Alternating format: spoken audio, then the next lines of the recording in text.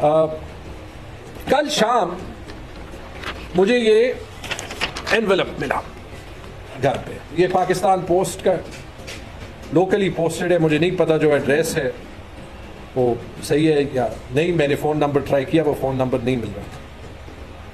पहले तो मैं इसको खोल नहीं रहा था क्योंकि आपको पता है वो आजकल वो जो एंथ्रैक्स के जो वो सिलसिले लोगों को मिल रहे हैं, तो जब मिला तो मैं सोचने लगा क्योंकि मुझे जो है वो कोई चीज़ एक्सपेक्टेड नहीं थी।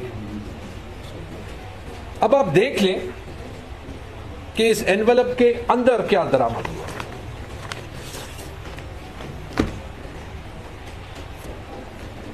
ये है एक सील्ड, इसकी आप बाद में तस्वीर भी ले लें, ये इलेक्शन कमीशन का लोगो है। ये है एक सील्ड फॉर्म 45 जो आरओ ने, जो हर प्रिजाइडिंग ऑफिसर ने इलेक्शन कमीशन में सबमिट करना होता है। मुझे पोस्ट में किसी ने मेरे हलके का PK 79 का GGPS रेगी रुकेज़ई रेगी यूनियन काउंसिल में उसका एक सील्ड फॉर्म 45 भेजा है। या आप इसमें गंद सारा देख सकते हैं, लगता है कि कहीं ट्रैश में कोई उसमें जो है वो किसी ने फेंका था। अब इससे तो इतने सवालात उठते हैं, मतलब इसका मतलब है क्या? ये जो हम सारा सबूत दिखा रहे हैं, ना इलेक्शन कमीशन ने कोई एक्शन लिया, ना चीफ सेक्रेटरी नदीम चौधरी ने कोई एक्शन लिया, ना IG पुलिस ने कोई एक्शन लिया। जब उनको हम कह रहे हैं कि ये पूरा प्रोसेस और ये सबूत है, तो अब ये इसको आ गया है कि मुझे लोग जो हैं वो ये सील्ड फॉर्म्स भेजेंगे। मैंने अपने वकील से बात की, सुबह हमने इसको लोकल पुलिस स्टेशन में थाना चमकनी में भी रिपोर्ट कर दिया और वहाँ FIR की दरख्वास्त कर ली कि RO पे और DRO आफाक वजीर पे जो है ऑन द बेसिस कि ये रिजल्ट्स जो फ्लोट कर रहे हैं कि इन पे FIR करें। इलेक्शन कमीशन को भी जो है वो ईमेल और TCS कर दिया खत कि वो एक्शन लें,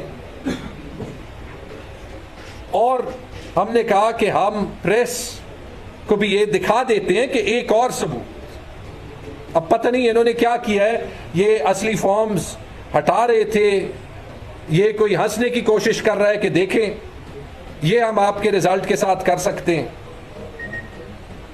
लेकिन हम जब कहते हैं कि ये मैंडेट चोरी हुआ है, तो हम बगैर सबूत के नहीं आ रहे और आगे हर सीट पे बताएंगे। लेकिन ये पाकिस्तान की इलेक्टोरल तारीख में इस टाइप के मौके जो है वो शर्मनाक मौके होते हैं। 9 फरवरी को भी देखा, 21 अप्रैल को भी देखा।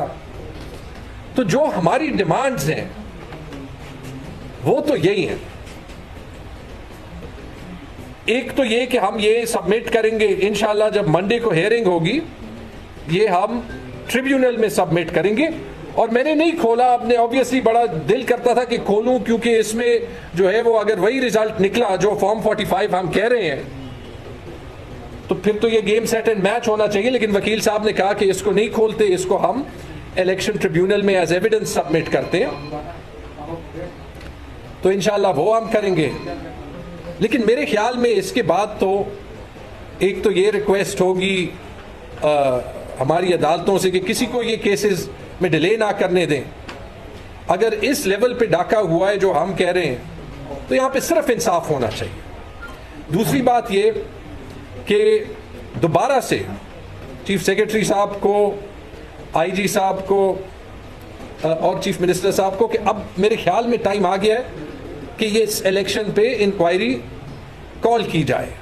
ये जो सबूत है और आगे जो और भी दिखाएंगे, ये सारा जो है ये इलेक्शन कमीशन के वेबसाइट पे पड़ा हुआ है। मेरे फॉर्म स्टैंप पड़े हैं, किसी के लिए नए फॉर्म्स बनाए हुए हैं, किसी के टर्नआउट डबल किए हैं, हर किसी के पास 3-3, 4-4 सेट्स हैं कॉपीज के फॉर्म 45 के। तो ये मजाक हम नहीं करेंगे। और तीसरी चीज कि जो जिम्मेदारान है, रिस्पॉन्सिबिलिटी थी उनकी फ्री एंड फेयर इलेक्शन कराना, ये हमारे डीसी साहब, आफाक वजीर, सीसीपीओ साहब, जिनकी सिक्योरिटी में रात को कोई जो है वो अंदर इन 2 लोकेशंस पे नहीं जा सका, और रिजल्ट ये। और इसके अलावा जो ये 9 आरओज हैं इतने सबूत के साथ कि इन पे ड्यू प्रोसेस के साथ डिसिप्लिनरी एक्शन लिया जाए, क्योंकि अगर कोई इलेक्शन के रिजल्ट को इतनी बेदर्दी से चेंज कर सकता है तो वो कैसे दयानतदारी के साथ अपना जॉब जो है वो करे।